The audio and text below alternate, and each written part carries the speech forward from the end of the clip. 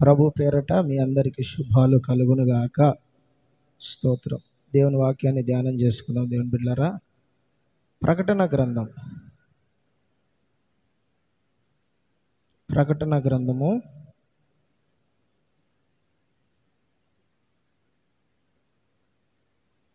1వ అధ్యాయం 3వ వచనాన్ని చదువుకుందాం. సమయము సమీపించినది గనుక ఈ ప్రవచన వాక్యములను చదువువాడును వాటిని విని ఇందులో రాయబడిన సంగతులను గైకొనువాడు ధన్యుడు. హల్లెలూయా. దేవునికి స్తోత్రం. ప్రియమైన దేవుని బిడ్డలారా, యేసు ప్రభు 12 మంది శిష్యులలో ఆఖరి శిష్యుడైన, తనకు యేసయ్యకి ఎంతో ప్రియమైన శిష్యుడు, ఎంతో ప్రేమించిన శిష్యుడు యోహాను. 12 మంది శిష్యులలో 10 మంది చంపబడ్డారు, హతసాక్షులు అయిపోయారు. ఒకడేమో యేసు ప్రభును సిలువ వేయడానికి అప్పగించినందుకు ఉరేసుకొని ఆత్మహత్య చేసుకొని చనిపోయినాడు. ఇక మిగిలింది యేసు ప్రభు శిష్యులలో ఒకడు ఈ ప్రియ శిష్యుడైన యోహాను. అతనికి 90 సంవత్సరాల వయసులో ప్రభు గురించి సాక్ష్యం చెప్తా అంటే, యేసు ప్రభు గురించి సువార్త ప్రకటిస్తా అంటే, అక్కడున్న రోమా సామ్రాజ్యం చక్రవర్తి ఇతన్ని చంపేయాలని ఒకసారి సలసలసల కాగే నూనెలో వేశారు. చరిత్ర చెప్తున్న విషయం ఏంటంటే, ఒక పెద్ద గోళం పెట్టి దాంట్లో నూనె పోసి ఆ నూనెను బాగా సలసల కాగేటట్టుగా మరగనిచ్చి అందులో ఈ యోహానుని వేసేసినారు. చనిపోలా.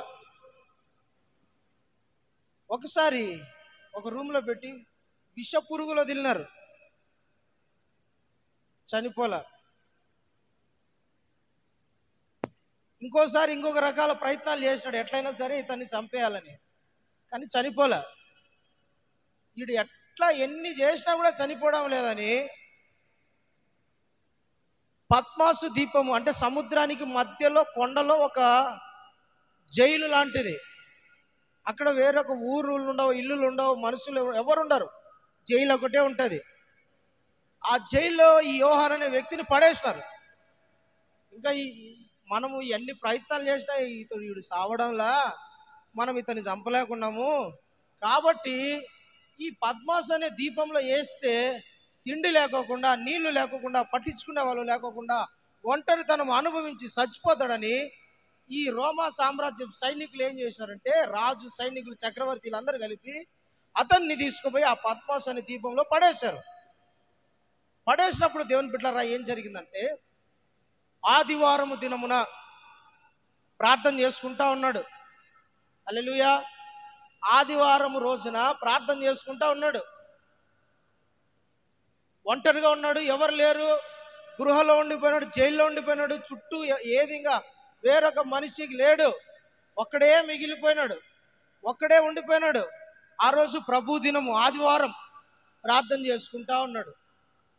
దేవుని బిడ్డలారా, మనము ఒకవేళ ఆదివారము మందిరానికి రాలేకపోతే, సమయం లేకనో, లేదంటే ఏదైనా అర్జెంటు పని పడో, లేదంటే ఇంకా ఏదైనా ఎమర్జెన్సీగా ఉండో, డ్యూటీలో ఖచ్చితంగా పోవాల్సిన పరిస్థితి వచ్చినప్పుడు ఆదివారం ఒకవేళ రాలేకపోతే మన మనస్సు ఏ విధంగా ఉంటుంది, మన మనస్సు ఏ విధంగా ఆలోచిస్తుంది? చాలే, ఈరోజు ఆదివారం, ఈరోజైనా సెలవు వచ్చింది, ఈరోజన్నా ప్రశాంతంగా ఉన్నా, ఈరోజన్నా ఆనందంగా ఉన్నా, ఈరోజన్నా అన్నట్టు అనిపిస్తుందా? అయ్యో, ఈరోజు దేవుని సన్నిధి పోగొట్టుకున్నా, ఆదివారం పోగొట్టుకున్నా, ఈరోజు ఆరాధనలు పాల్గొనలేకపోయినా, దేవుని వాక్యం వినలేకపోయినా, దేవుని సన్నిధిలో పాల్గొనలేకపోయినా, సహవాసంలో ఉండలేకపోయినా అన్న మనసు ఉంటుందా? లేకుంటే ఈరోజన్నా సంతోషంగా, ప్రశాంతంగా నాకు హాలిడే దొరికిందిలే అనుకుంటారా? ఒంటరితనంగా ఉన్నారు, లేదా ఏదైనా అనారోగ్యం వచ్చింది, ఇంట్లో ఉండిపోయినావు, మందిరానికి రాలేని పరిస్థితి, చర్చికి రాలేని పరిస్థితి, గుడికి రాలేకపోతున్నావు, సహవాసంలో పాల్గొనలేకపోతున్నావు. అప్పుడు మన మన మనం ఏ విధంగా ఆలోచిస్తాం?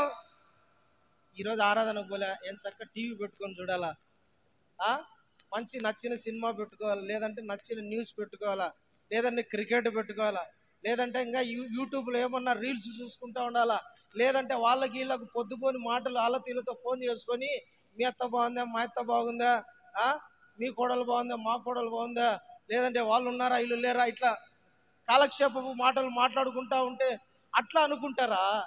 మనకు ఒకవేళ ఆదివారం ఆరాధన పాల్గొనలేకపోతే మన పరిస్థితి మనం ఎట్లుంటాం? ఈ యోహాను వచ్చేసి ఒంటరిగా జైల్లో, ఇంకా చుట్టూ ఒక్క మనిషి లేడు, తినడానికి తిండి లేదు, బయటికి వెళ్ళాలని లేదు, ఏం లేదు, ఒక్కడే. కానీ అతనంట ప్రభు దినమున పరవశుడైపోయాడు ఉంటుంది. హల్లెలూయా. అంటే మోకరించి ప్రార్థన చేస్తున్నాడు, కూర్చొని ప్రార్థన చేసుకున్నాడు. ప్రభువా, ఒంటరిగా సమయం దొరికింది, ఆడంటే వాళ్ళతో మాట్లాడుకుంటా, వీళ్ళకి వాక్యం చెప్పుకుంటా, వాళ్ళ దగ్గర కూర్చొని ఈ సలహాలు అడుగుతా, ఆ సలహాలు అడుగుతా, నాకు టైమే సరిపోవడం లేదు. కానీ ఈరోజు జైల్లో నాకు ఒంటరిగా నువ్వు దొరికినావు ప్రభా, ఖాళీ సమయం దొరికిందని కూర్చొని ప్రార్థన చేసుకుంటా ఉన్నాడు యోహాను. Praise the Lord. ఒక్కడు టైం దొరికిందా ప్రార్థన చేసుకుంటాడు, ప్రార్థన చేసుకుంటాడు. అతను ఆత్మలో అంట పరవశించేసాడు. అంటే అతని మనసు, అతని శరీరం మర్చిపోయినాడు. నేను జైల్లో ఉన్నాను మర్చిపోయినాడు, బంధకాలలో ఉన్నా మర్చిపోయినాడు. అతని ఆత్మ ఏమైపోయిందంట పరవశం. పరవశం అంటే, పరవశించడం అంటే మనల్ని మర్చిపోవడం, మనము మర్చిపోవడమే పరవశం అంటారు. పరవశించడం అంటే మనల్ని మనం మర్చిపోతాం. మనము ఎక్కడున్నామో మనకు తెలియదు, ఏ పరిస్థితిలో ఉన్నామో మనకు తెలియదు, ఏ విధానంలో ఉన్నామో మనకు తెలియదు. పరవశించిపోవడం అంటే మనల్ని మనం మర్చిపోవడం. ఇతడు ఆదివారం రోజున జైల్లో ఒంటరిగా బంధకంలో ఉన్నప్పుడు ప్రార్థన చేసుకుంటా ఉన్నాడంట, పరవశించేస్తున్నాడు. హల్లెలూయా. పరిశుద్ధాత్మలు ఆరాధిస్తున్నాడు, పాటలు పాడుకుంటున్నాడు, ప్రార్థన చేసుకుంటున్నాడు, పరవశిస్తున్నాడు. ప్రియమైన దేవుని బిడ్డలారా, ఒకవేళ ఆదివారం నీకు మందిరానికి రావడానికి అవకాశం లేకపోతే, ఛాన్స్ దొరకకపోతే, రావడానికి కుదరలా, మనము ఇంట్లో ఉన్నా సరే, ఆఫీస్లో ఉన్నా సరే, మన మనస్సంతా ఎక్కడుండాలి తెలుసునా? ప్రభు మీద ఉండాలి. దేవునికి స్తోత్రం కలుగును గాక. హల్లెలూయా. మన మనస్సు ఎక్కడుండాలా? ప్రభు మీద ఉండాలా. మన మనస్సు ఎక్కడుండాలా? దేవుని మందిరం మీద ఉండాలా. ఈరోజు ఆదివారం మందిరం లేదు, సంతోషం, హ్యాపీ అనుకునే వాళ్ళు ఎంతో మంది. ఈ వ్యక్తి అంట ఆదివారం రోజున ప్రార్థన చేసుకుంటా ఉన్నప్పుడు సరాసరి ప్రభు అక్కడికి దిగొచ్చేసాడు. Praise the lord. సరాసరి ప్రభు తానున్న జైల్లో బంధకములో ఒంటరిగా ఉన్న స్థలంలోకి దిగి వచ్చేసాడు ప్రభు. నా ప్రియమైన దేవుని బిడ్డ, నేను చెప్పేది ఏంటంటే, నువ్వు బంధకంలో ఉన్నావా, నువ్వు శ్రమలలో ఉన్నావా, నువ్వు ఒంటరిగా ఉన్నావా, నువ్వు దిక్కులేనిలాగా ఉన్నావా, బాధపడుతూ ఉన్నావా, నేను ఒంటరి అయిపోయినాను అనుకుంటానవా, నువ్వు కానీ మోకరించి ప్రార్థన చేయగలిగితే సరాసరి ప్రభు నీ దగ్గర దిగి వచ్చేస్తాడు. నువ్వు బంధకాలలో ఉన్నా, శ్రమలలో ఉన్నా, ఇబ్బందులు ఉన్నా, కష్టాల్లో ఉన్నా, శోధనలో ఉన్నా, ఒంటరితనాన్ని అనుభవిస్తానా, ఏడుస్తానా, దుఃఖపడతానా, నువ్వు కానీ నీ మనసు ప్రభు మీద నిలిపినట్లయితే, ప్రార్థన చేయగలిగినట్లయితే సరాసరి పరలోకాన్ని మహిమను దేవుడు వదిలి నీ దగ్గరికి వచ్చేస్తాడు. హల్లెలూయా, హల్లెలూయా. ఏ బంధకాలైనా ఉండు, ఎంత కష్టంలోనే ఉండు, ఎంత బాధలైనా ఉండు, ఒంటరితనం అనుభవించు, నువ్వు కానీ ప్రభువుని జ్ఞాపకం చేసుకొని, ప్రభువా, ఒంటరితనంలో ఉన్నా, బాధలో ఉన్నా, బంధకాల్లో ఉన్నా, శోధనలో ఉన్నా, ఇబ్బందుల్లో ఉన్నా, ప్రభువా, నాకంటూ ఎవరు లేరు, ఇప్పుడు నేను ఒంటరి అయిపోయినా, నన్ను అందరూ వదిలేసినారు, దిక్కులేని స్థితిలో ఉండిపోయిన ప్రభువా అని నువ్వు కానీ ప్రార్థన చేయగలి, దేవుని మీద నీ మనసు నిలుపగలిగితే ప్రభు నిన్ను వదిలిపెట్టి ఉండలేడు. హల్లెలూయా. ప్రభు నిన్ను వదిలిపెట్టి ఉండలేడు. ప్రభు నిన్ను మర్చిపోడు. అందరూ వదిలేయచ్చు, అందరూ మర్చిపోవచ్చు, అందరూ కాదనుకోవచ్చు, ఒంటరితనం నిన్ను ఒంటరిగా చేసేయచ్చు, కానీ నిన్ను ఒంటరిగా చేయనీయడు దేవుడు. నిన్ను ఒంటరిగా దేవుడు వదిలిపెట్టాడు. ఎందుకంటే ఆయనకు నువ్వంటే ఇష్టం, నువ్వంటే ప్రేమ, నువ్వు ఆయనకు కావాలి. అందుకని నిన్ను రక్షించుకుంటాడు, అందుకని నిన్ను కాపాడుతాడు. అందుకని నేను ప్రమాదంలోంచి విడిపిస్తాడు. అందుకని నేను శోధనలో నుండి, అపాయముల నుండి, ప్రమాదాల నుండి, ఇరుకుల నుండి, ఇబ్బందుల నుండి, పోరాటాల నుండి నిన్ను తప్పించేది ఎందుకో తెలిసినా ప్రభుకు నువ్వు కావాలి. దేవునికి నువ్వు అవసరం. దేవునికి స్తోత్రం. ఈ వ్యక్తి బంధకాల నుండి మొరపెడతాడు, ఒంటరితనంలో, వేదనతో. అప్పుడు సరాసరి వ్యక్తి దగ్గరికి ప్రభు దిగి వచ్చేసాడు. దేవునికి స్తోత్రం. సరాసరి ఆ వ్యక్తి ఉన్న బంధకాల్లో, ఆ వ్యక్తి ఉన్న జైల్లోకి దేవుడు దిగొచ్చేసి ఏమంటాడు తెలిసిన?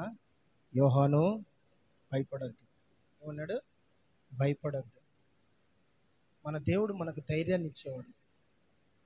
మన ప్రభు మనల్ని ధైర్యపరిచేవాడు. నేనున్నా, భయపడొద్దని చెప్పేవాడు. నువ్వు దిగులు పడద్దు, నువ్వు ఒంటరివి కావు, నువ్వు ఒంటరివి కావు, నేను నీకు తోడున్నా అంటాడు. నిన్ను విడువను, నిన్ను ఎడబాయను, నిన్ను వదిలిపెట్టను, నిన్ను మర్చిపోను. నిన్ను మర్చిపోకుండా ఉండటానికి నా అరచేతిలో నిన్ను చెక్కుకున్నా. నిన్ను మర్చిపోతే కదా, నిన్ను వదిలేస్తే కదా నేను మర్చిపోవడానికి. నిన్ను నేను వదిలిపెట్టను అంటాడు ప్రభు. నిన్ను మర్చిపోను. ఎందుకు తెలిసిన? నా అరచేతిలో నిన్ను చెక్కుకున్నా. నా అరచేతిలో నీ పేరుని నా అరచేతిలో నిన్ను చెక్కుకొనున్నా. పదే పదే పదే నువ్వు నాకు గుర్తొస్తావు అంటాడు.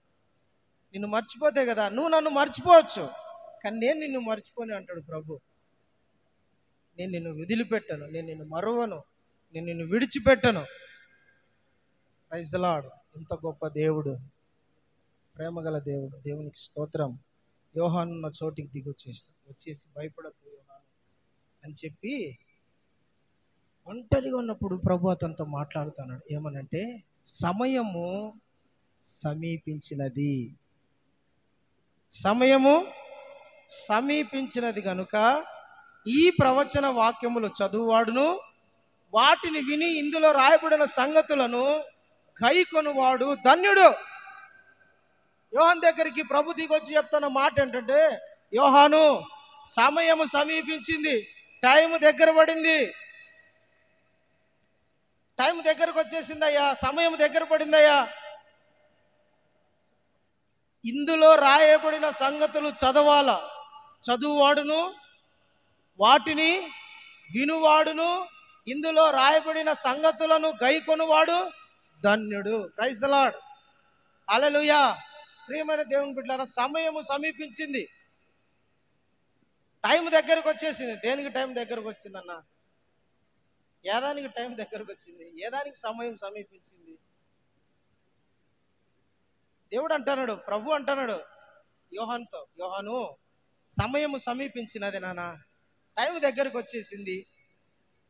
సరే ప్రభు, ఏం చేయమంటావు చెప్పు ప్రభు, ఏం చేయమంటావు? ఈ గ్రంథములో రాయబడిన ప్రవచన వాక్యములు కాదు, ప్రవచన వాక్యములు. వాక్యములు వేరు, ప్రవచన ఆశీర్వాదాలు వేరు, ప్రవచన వాక్యములు వేరు. ప్రవచనములు అంటే జరగని విషయములను ప్రభు రాపిచ్చినాడు. ఆశీర్వాదాలు వేరు, ప్రవచనాలు వేరు.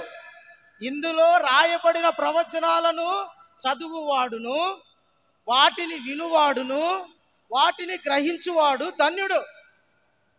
వీటిని దేని పుస్తకం అంతా కాదు, పుస్తకములో ప్రభు కొన్ని ప్రవచనాలు రాపిచ్చినాడు, జరగవలసినట్టున్నాయి.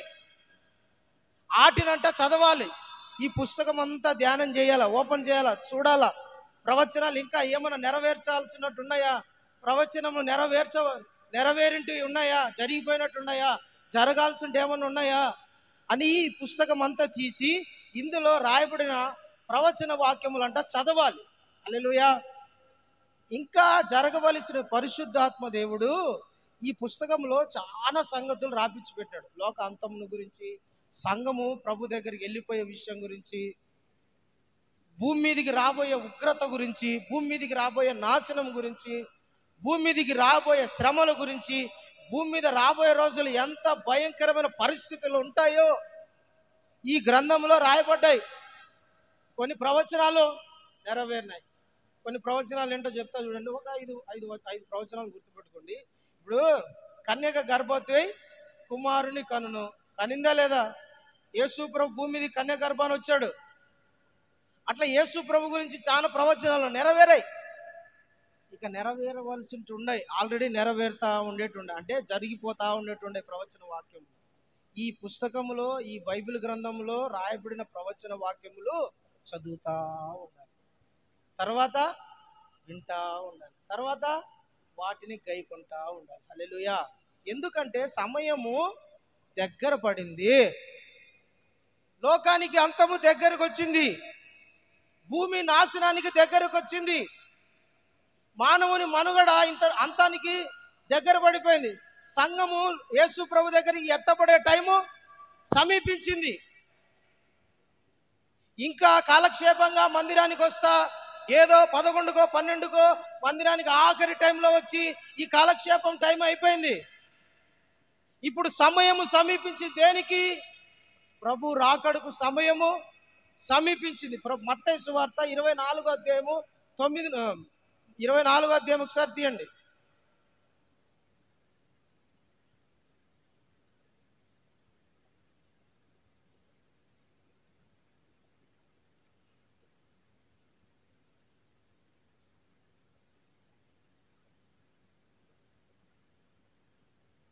ఆరో వచనం చదవండి ఒకసారి. యుద్ధములను గురించి, యుద్ధ సమాచారములను గురించి వినబోవుదురు, మీరు కలవరపడకుండా చూచుకొనుడి, ఇవి జరగవలసినవి కానీ అంతము వెంటనే రాదు. హల్లెలూయా. యేసు ప్రభు 2000 సంవత్సరాల క్రితం చెప్పిన మాట ఇది. ఏమనంటే యుద్ధముల గురించి, యుద్ధ సమాచారాల గురించి వింటారని. దేవుని బిడ్డలారా, ఇప్పుడు యుద్ధాలు జరగడం లేదా? యుద్ధాలు జరుగుతానే లేదా? నా వైపు చూస్తే వాక్యం వినండి. యుద్ధములను గురించి, యుద్ధ సమాచారాలను గురించి వింటారు అని దేవుడు చెప్పాడు.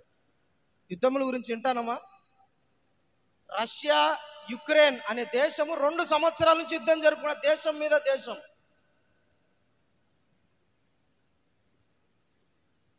మొన్నటి వరకు హమాస్ అనే తీవ్రవాదులు ఇజ్రాయెల్తో యుద్ధం చేస్తారు.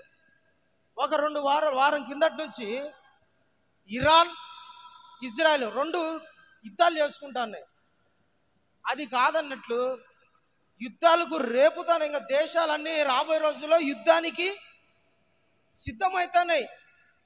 మన భారతదేశము చైనా, మన భారతదేశం పాకిస్తాను, ఇట్లా దేవుని బిడ్డలారా యుద్ధం గురించి వినబోతాను. యుద్ధాలు జరుగుతున్నాయి. దేవుడు చెప్పినట్టు యుద్ధముల గురించి, యుద్ధ సమాచారముల గురించి వింటారు. హల్లెలూయా, హల్లెలూయా. సమయము దేవుడు చెప్పిన మాటలడానికి నెరవేర్పు లేక వచ్చేసినాయి. సమయము సమీపించింది. మనం ఏం చేయాలంట? ఈ ప్రవచన వాక్యములను చదువుతా ఉండాలి. ఎంతమంది బైబిల్ చదువుతున్నారు? ఎంతమంది పరిశుద్ధ గ్రంథం చదువుతున్నారు? ఎంతమంది ప్రతిరోజు దేవుని వాక్యాన్ని ధ్యానిస్తున్నారు? ఎంతమంది దేవుని మాటలను చదువుతున్నారు ప్రతిరోజు? ఈ ప్రవచన వాక్యము, బైబిల్ కాదు చదవాల్సింది, ప్రవచన వాక్యములు చదవాలా. ఏ వాక్యాలు చదవాలా? కీర్తనలు, సామెతలు, ప్రసంగి, ఆశీర్వాదాలు. మా ఇంట్లో పిండి పిసుకు తొట్టి ఆశీర్వదించబడుతుంది, మా పశువులు దీవించబడతాయి, మా తొట్టి దీవించబడుతుంది, ఈ టైం దాటిపోయింది. ఇప్పుడు దేని గురించి చదవాలంటే ప్రవచన వాక్యములను ధ్యానం చేయాలి, చదవాలి. కొంతమంది బైబిల్ చదవడమే మానేస్తారు. ఆదివారం అయిందా బైబిల్ తీసిపోయి మూలను పడేస్తారు. బైబిల్ అంటే అసలు ఏ రోజైనా నువ్వు సంపూర్ణంగా బైబిల్ చదువువాడు అంట. ఏది చదివింది? ఏది ధ్యానించింది? ఏది? ఫోన్లు చేసి చెప్తానా ఈరోజు ప్రిపేర్ కాండి అని. ప్రిపేర్ అవుతాన్నారు దేవుని కృపను బట్టి. హల్లెలూయా, హల్లెలూయా. దేవునికి స్తోత్రం. ఎక్కడ ఏది బైబిల్ ప్రవచన వాక్యములు దేవుని బిడ్డారో చదవాలి. ఇందులో ఈ కల్పన కథలు కాదు, ఊహించుకొని రాసింది కాదు, ఈ దేవునా కథలు కాదు, అంటే కల్పించుకొని రాసింది కాదు, ఊహించుకొని రాసింది కాదు. దేవుడు పక్కన నిలబడి పరిశుద్ధ ఆత్మ దేవుడు ప్రతి మాట దేవుని మాట ఇది కాదు. ఇందులో రాయబడిన ప్రతి మాట జరిగింది, జరగబోతుంది కూడా. హల్లెలూయా, హల్లెలూయా. శాస్త్రవేత్తలంతా బైబిల్ని ముందు పెట్టుకొని చూస్తూ ఉన్నారు. బైబిల్ యూదులేమో అద్భుతాలను వెతుకుతున్నారు, మేమైతే సిలువ వేయబడిన క్రీస్తును ప్రకటించుచున్నాం. అంటే కొంతమంది ఈ లోకపు జ్ఞానులు, చదువుకున్న వాళ్ళు, సైంటిస్టులు అంతా ఈ బైబిల్ని చదువుతారు. ఎందుకంటే ఈ బైబిల్లో రాయబడినట్టు వస్తుంది, దీంట్లో రాయబడిన విషయాలు అంటే అద్భుతాలు జరగడానికి కొంతమంది అద్భుతాల కోసము చదువుతున్నారు, కొంతమంది ఏమో మేలుల కోసం చదువుతున్నారు, కొంతమంది ఏమో నేను ప్రభు రాకడికి ఏ విధంగా సిద్ధపడాలి, ప్రభులాగా ఏ విధంగా మారాలి, ఇందులో మాటలు నేను ఏ విధంగా అరిగించుకొని ఇట్లా నడచాలని కొంతమంది ఈ వాక్యాన్ని చదువుతున్నారు. దేవుని బిడ్డలారా, కాలక్షేపానికి బైబిల్ ఆదివారం ఒక రోజు తెచ్చుకొని మిగతా రోజులలో ఇంట్లో ఒక గూట్లా పడేసి ఆ టైం దాటిపోయింది. హల్లెలూయా. హెబ్రీ పత్రిక 7వ వచనం చదవండి ఒకసారి.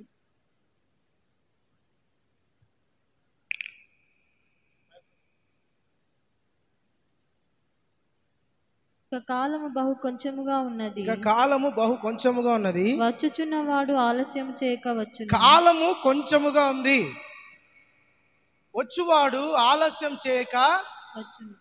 సమయం సమీపించిందంటే ప్రభు రాబోతున్నాడు. చెప్పండి, ప్రభు రాబోతున్నాడు.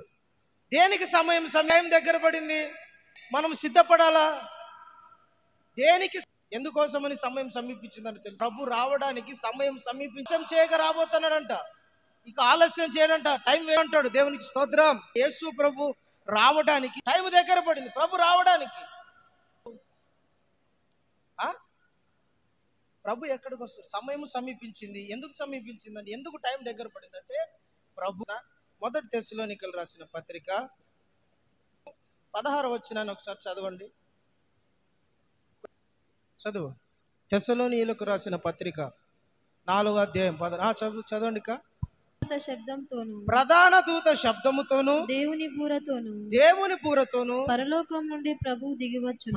పరలోకము నుండి ప్రభు దిగివచ్చును. క్రీస్తునందుండి మొదలు లేస్తారు. ఆ మీదట సజీవులమై నిలిచియుండు మనము వారితో ఆకాశ మండలమునకు మేఘముల మీద కొనిపోబడుదుము. హల్లెలూయా. ప్రభు ఎక్కడికి వస్తారంటే, దేవుని బిడ్డ నా వైపు చూస్తా వినండి, మీరు నా వైపు చూస్తా మీరు అర్థమవుతుంది. బైబిల్ని చూసుకుంటా మీరు చదివే వాళ్ళైతే రాసుకోండి, వచనం నోట్ చేసుకొని ఇంట్లోకి పోయి చదువుకోండి, ఇట్లా ఉన్నాయా లేవా అని. చెప్పేటప్పుడు మట్టుకు మీరు వినాలంతే, నేను నా వైపు చూస్తా వినాలి. మీరు చదవాలా, ధ్యానం చేసుకోవాలా, పేపర్ మీద నోట్ చేసుకొని ఇంటికి పోయి చదువుకొని అన్న చెప్పింది బైబిల్లో ఉందా లేదా, వాక్యంలో ఉందా లేదా, ఇట్లా ఉంది వినాలా, నేను చెప్పాలా, మీరు నా ముఖం చూడాలా, నేను మిమ్మల్ని చూస్తా చెప్పాలా. హల్లెలూయా. సమయము సమీపించింది, అందుకనే జాగ్రత్తగా నేను, సమయము సమీపించింది. ఎక్కడికి వస్తాడు ప్రభు, ఎక్కడికి వస్తాడు, మధ్యాకాశానికి వస్తాడు. భూమి మీద, ఈ భూమి మీదికి రాడు, మధ్యాకాశంలో ఉంటాడు. మధ్యాకాశంలో ఉన్న ప్రభు వచ్చే టైం ఏంటి, యుద్ధానికి పోయేటప్పుడు గట్టి గట్టి కేకలేస్తారు చూస్తావా, కేకలేస్తారు. కొందరు బాగా పని చేసేటప్పుడు కష్టపడి, అది ఆర్భాటం అంటారు. ఆర్భాటముతోను ప్రధాన దూత మికాయేలు వినపడుతుంది, బూరతో శబ్దం చేస్తారు. ఆకాశంలో గొప్ప శబ్దం వినపడుతుంది. హల్లెలూయా. సంగమా అంటాడంతే, అంతే. దేవుని బిడ్డలారా అంటాడంతే. బూర ఊదపడుతుంది. మధ్యాకాశంలో భూమి మీద యవ్వన పొంది వాక్యానుసారంగా జీవిస్తా నమ్మకంగా నీతిగా పరిశుద్ధంగా బ్రతుకుతా ఉంటారు. ప్రధాన దూత అంటే దేవుని దాసుడైన మికాయేలు గట్టిగా కేకేస్తాడంతే. ఇక్కడ ఎవరైతే ప్రభువులో నీతిగా ఉండి చనిపోయి పాతి పెట్టబడి సమాధిలో ఉంటారో వాళ్ళు లేపబడతారు, వాళ్ళు లేస్తారు. మనం తర్వాత వాళ్ళతో పాటు ఏకమై ప్రభుతో పాటు అక్కడ హల్లెలూయా ఉంటాం. మధ్య ఆకాశంలో పరలోక మూడో స్థలములను నేను వెళ్ళుచున్న స్థలమునకు మార్గం మీకు, నేను స్థలములను సిద్ధండు స్థలములో మీరును ఉండులాగా. నా చూడండి, ఎక్కడ ఉండటానికి, మిమ్మల్ని తీసుకొని పోవుదు. దేవుని బిడ్డలారా, ప్రభు ఎక్కడ ఉంటాడు? మహిమలో ఉంటాడు. మనము కూడా ఉండాలని, ఆయన ఉండే చోట మనం కూడా పోవడానికి ప్రభు రాబోతున్నాడు. ఒక రాజు, ఒక సీఎం గారు, దేశ సీఎం అయితే విజయం, లేదంటే ఇంకో చోటనో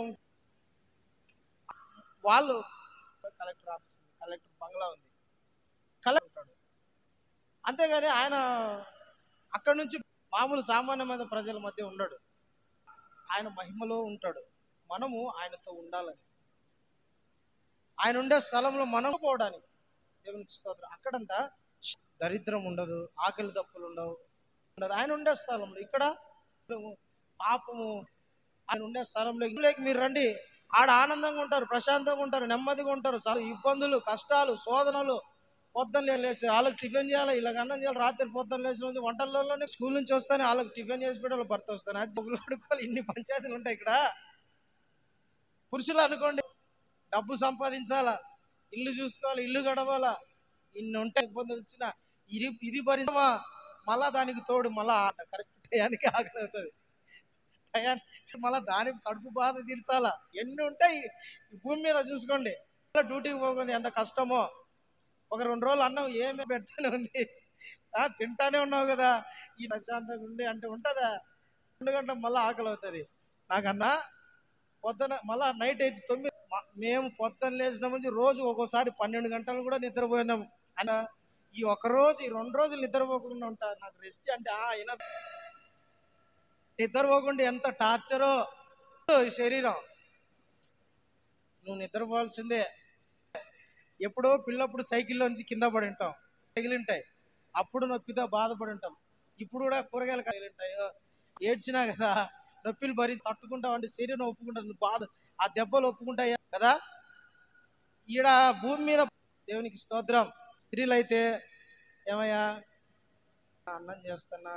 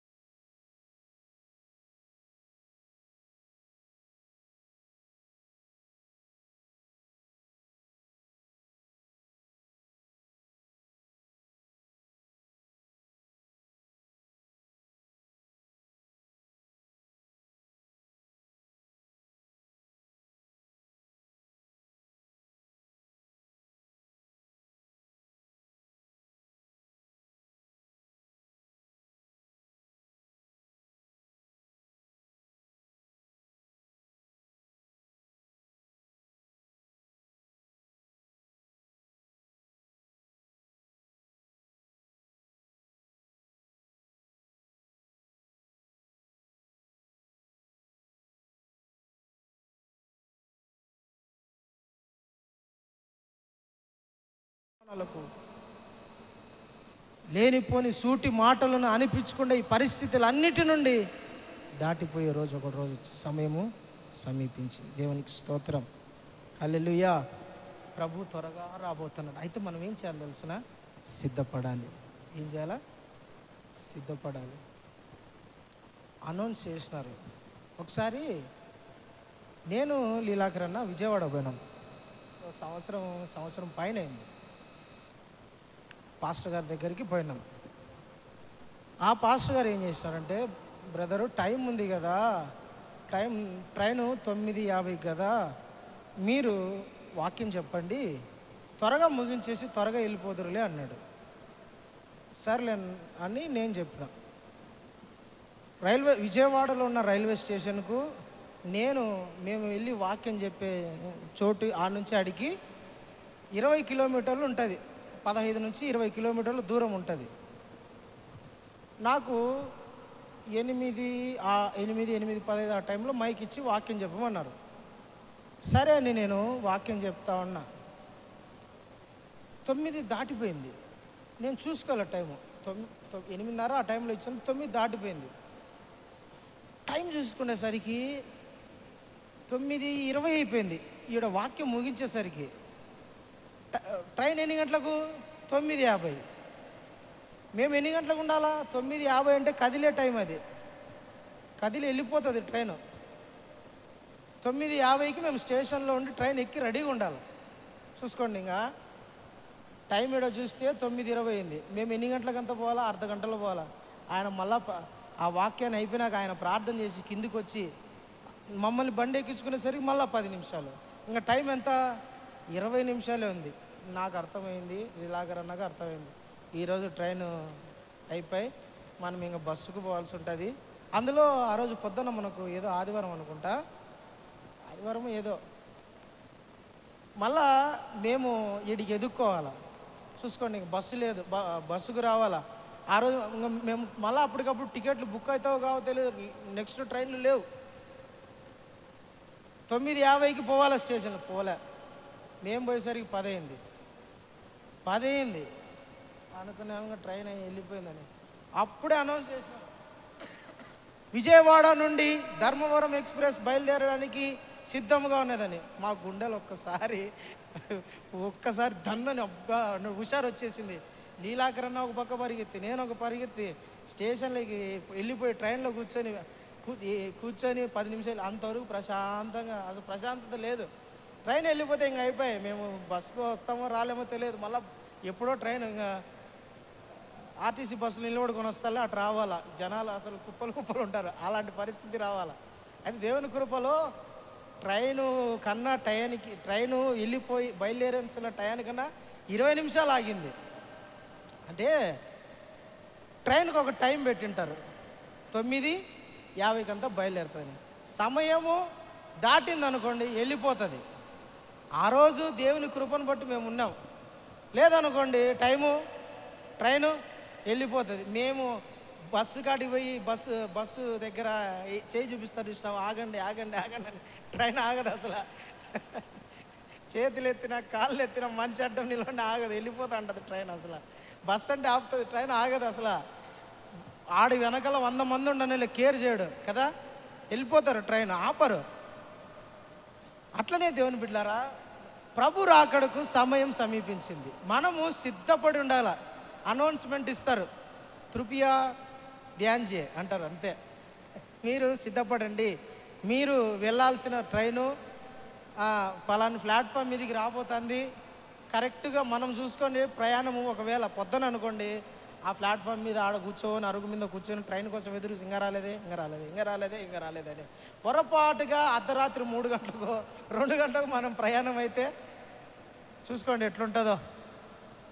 అర్ధరాత్రి ప్రయాణం అనుకోండి, 2కో 3కో ప్రయాణం చేయాలా, ట్రైన్ ప్రయాణం చేయాలా. అప్పుడు ఎట్లుంటుంది తెలిసిన, స్టేషన్లో కూర్చున్నాము, కరెక్ట్ ట్రైన్ రాబోతుంది. అప్పుడు కొనుక్కొచ్చేస్తుంది, నిద్ర వచ్చేస్తుంది, సిద్ధపడాలా, దాన్ని ఎక్కాలన్నట్టు. అట్లనే దేవుని బిడ్డలారా, మనము కూడా సమయం సమీపించింది కాబట్టి ప్రభు రాకడకు సిద్ధపడాలి. దేవుని రాకడకు మనం ప్రభువుని ఎదుర్కోవడానికి సిద్ధంగా ఉండాలి. లూకా సువార్త 21వ అధ్యాయము 36వ వచనాన్ని ఒకసారి చదవండి. లూకా సువార్త 21వ అధ్యాయము 36వ వచనం చదువునా. కాబట్టి మీరు జరగబోవు వాటిని ఎలా తప్పించుకొని మనుష్య కుమారుని ఎదుట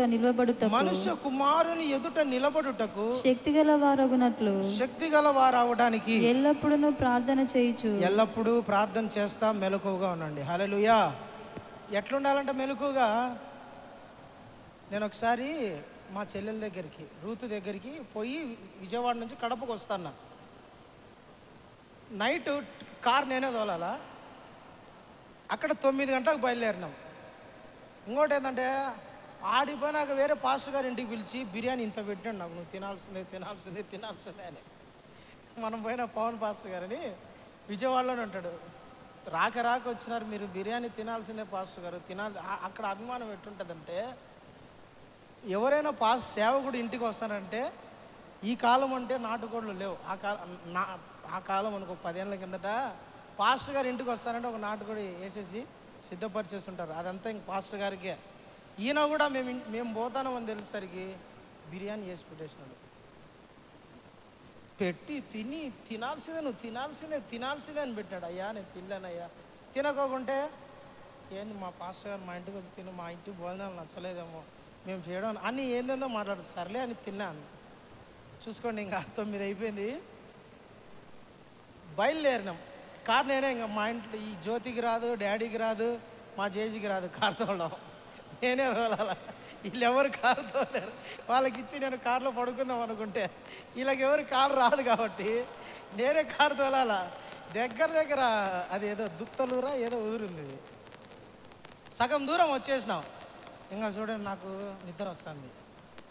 1 గంట 1 వరకు ఓపికగా ఉన్నా, 1 అయిపోతానే ఇంకా నిద్ర వచ్చేస్తుంది. కార్ డ్రైవింగ్ చేస్తుంటే ఆ డ్రైవింగ్ ఇంకా కార్ మేలుకోవడానికి ఒక చోట ఆపి టీ తాగి, మళ్ళీ ఒక చోట తాగి బిస్కెట్ తిని, మళ్ళీ ఒక చోట తాగి బొబ్లికం వేసుకొని, మళ్ళీ ఒక చోట ఆ నిద్ర పోవడానికి, నిద్ర కంట్రోల్ చేసుకోవడానికి, మెలకుగా ఉండడానికి ఎన్ని ప్రయత్నాలు చేసినానో కడపకు రావాలంతే అని.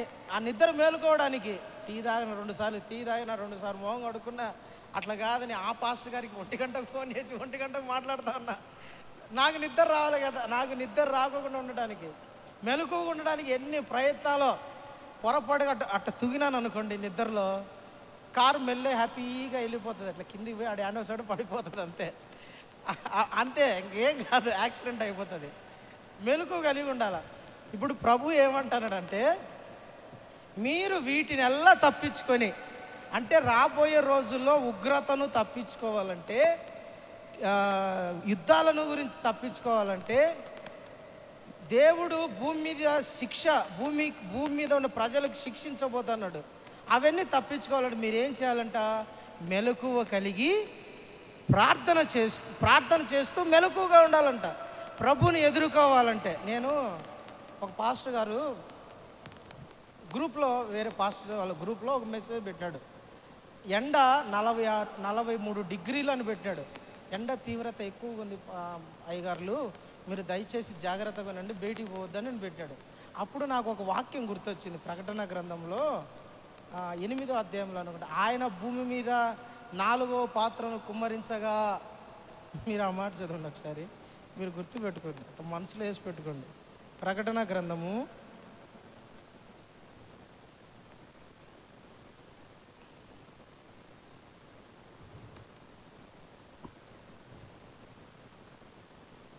15వ అధ్యాయం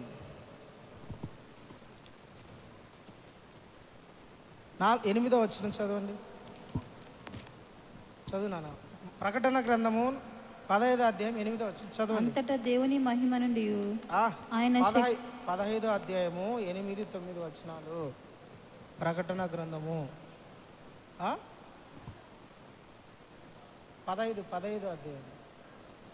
అంతటా దేవుని మహిమ నుండి ఆయన శక్తి నుండి వచ్చిన పొగతో ఆలయం నింపబడినందున. ఏ అధ్యాయం? 15 చదవండి. అక్కడ 4వ దూత ఎన్నో వచ్చిన 16. Okay, sorry, 16:8. 4వ దూత తన పాత్రను 16వ అధ్యాయం 8వ వచ్చిన ప్రకటన. 4వ దూత తన పాత్రను సూర్యుని మీద కుమ్మరింపగా మనుషులను అగ్నితో దేని మీద కుమ్మరించాడంట 4వ దూత? సూర్యుని మీద.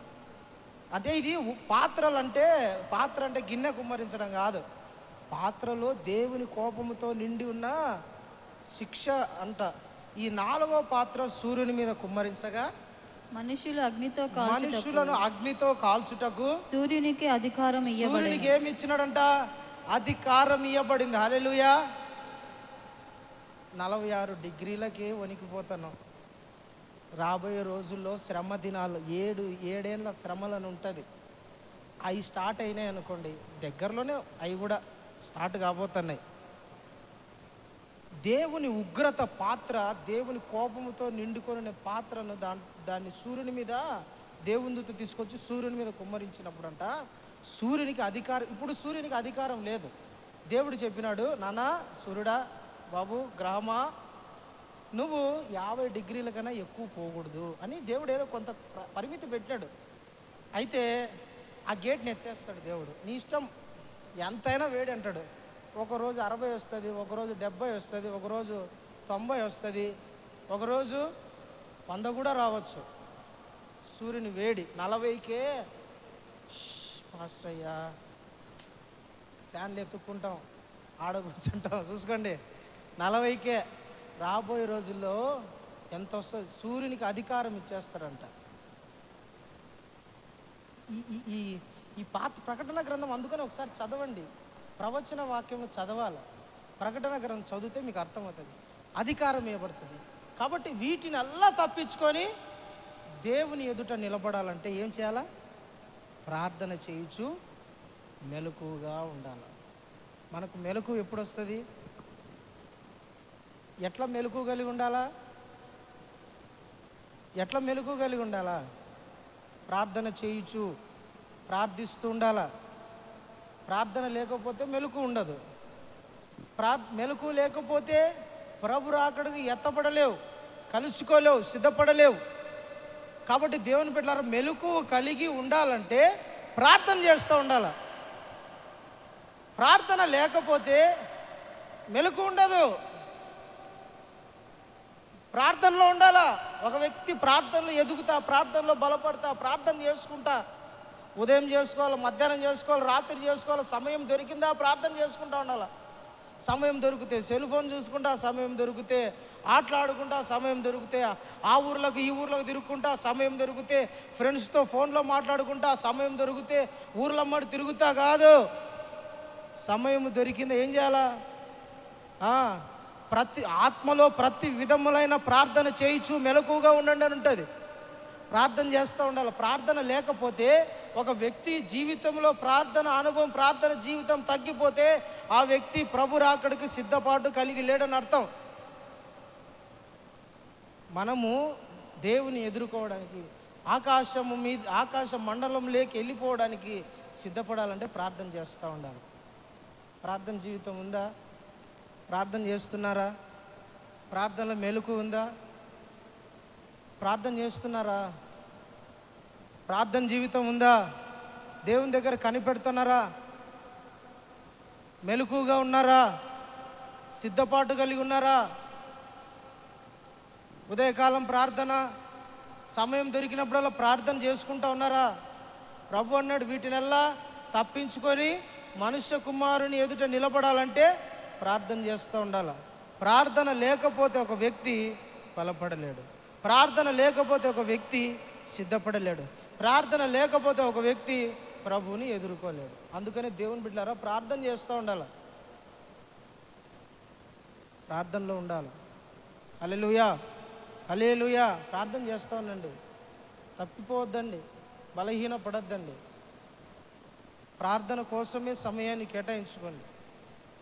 రోజులో ఎంతో నీ ఇష్టం, ప్రభు నీవు కలిసి మాట్లాడి నీ మనసు దేవునితో సంతోషించి, దేవుని సన్నిధిలో సంతోషించేంత వరకు ప్రార్థన చేయి, స్తుతించు, ఆరాధించు, దేవుని మాటలు విను. ప్రభు సన్నిధిలో కూర్చో, దేవునితో కొద్దిసేపు మాట్లాడు. ప్రార్థన లేకపోతే బిడ్డలారా శోధించబడతారు. ప్రార్థన లేకపోతే శ్రమలలో ఇబ్బందులను ఎదుర్కోలేరు. ప్రార్థన లేకపోతే ఒక వ్యక్తి శోధనలను జయించలేరు. ప్రార్థన లేకపోతే ఒక వ్యక్తి నిలకడగా ఉండలేరు. ప్రార్థన లేకపోతే ఒక వ్యక్తి భక్తిలో నిలబడలేరు దేవుని బిడ్డలారా. అందుకని ప్రార్థన మనకు అవసరం, సిద్ధపాటు కలిగి ఉండాలి. హల్లెలూయా. రెండోది హెబ్రీ పత్రిక 10వ అధ్యాయం 25 చదవండి, నేను ముగించుకుందాం. హెబ్రీ పత్రిక 10వ అధ్యాయం 25వ వచనం ఫాస్ట్గా.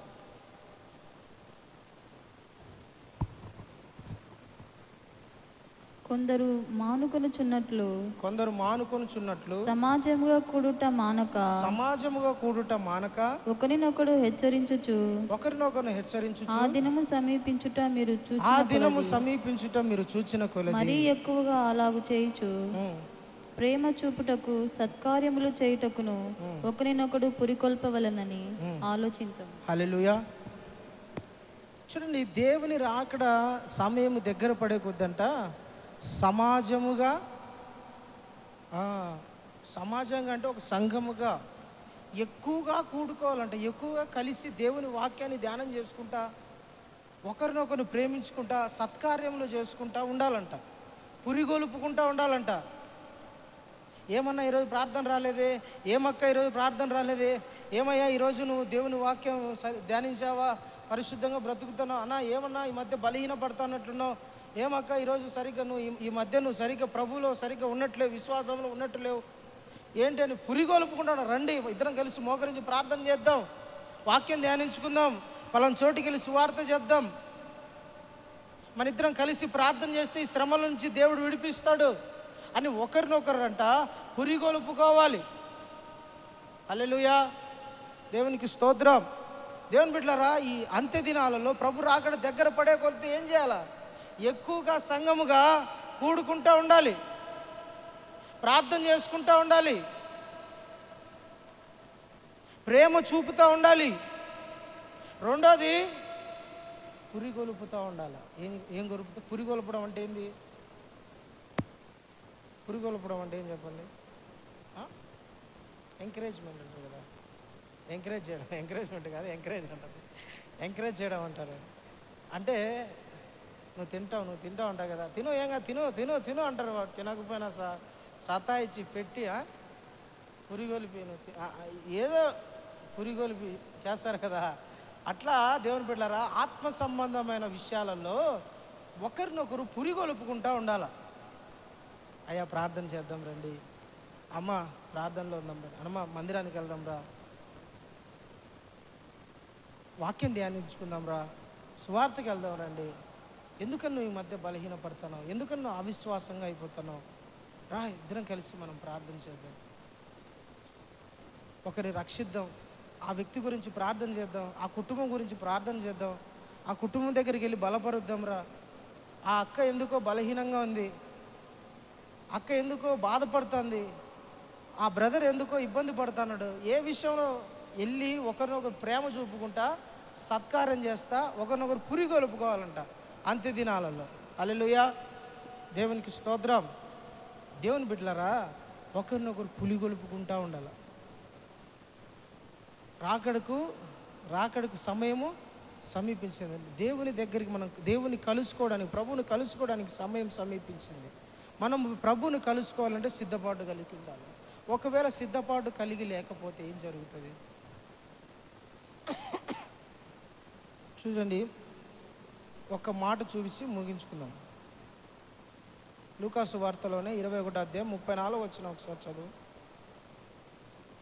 లూకాసు వార్త 21వ అధ్యాయము 34, 35. మీ హృదయములు ఒకవేళ తిండి వలనను మత్తు వలనను ఐహిక విచారము వలనను మందముగా ఉన్నందున ఆ దినము అకస్మాత్తుగా మీ మీదికి అకస్మాత్తుగా ఉరి వచ్చినట్టు రాకుండా మీ విషయమై మీరు జాగ్రత్తగా ఉండుడి. హల్లెలూయా. దేవుని బిడ్డలారా, ఒకవేళ సిద్ధపడుకుంటే అంట ఆ దినము ఉరి వచ్చినట్లు వస్తుందంట. ఎట్లా వస్తుంది? ఉరి వచ్చినట్లు వస్తుందంట ఆ దినం.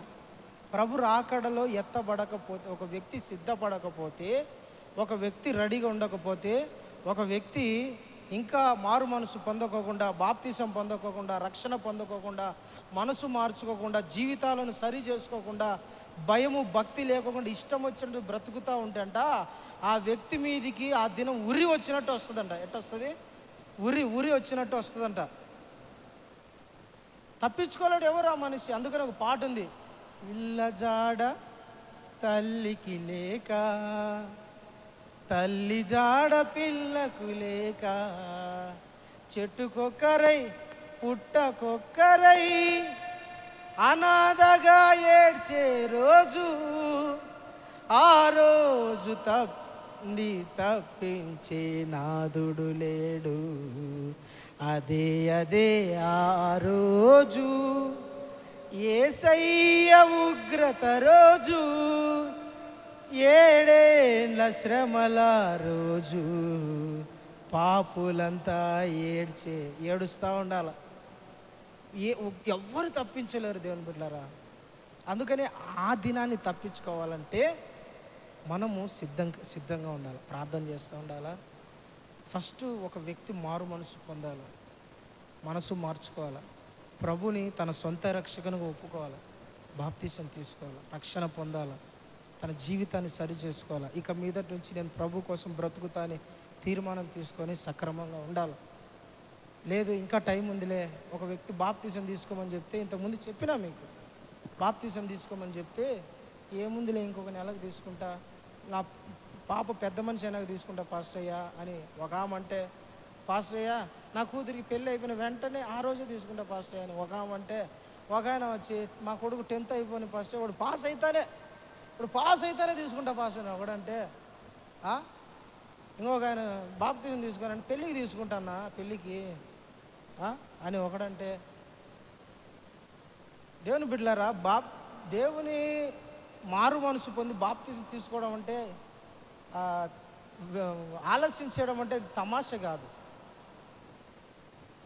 కాదు. ఒక వ్యక్తికి మరణము ఎప్పుడు ఎట్లా వస్తుందో తెలియదు. ఉరి వచ్చినట్లు వస్తుందంట. ఒక వ్యక్తి మీదకి మరణం ఎట్లొస్తుంది? ఉరి వచ్చినట్టు వస్తుందంట. ఎప్పుడు వస్తుందో తెలియదు, అకస్మాత్తుగా వస్తుందంట. గర్భిణీ స్త్రీలకు ప్రసవ వేదన చెప్పి రాదు. ఇప్పుడు వస్తా చూడు, ఈరోజు వస్తా చూడు అని చెప్పి రాదు.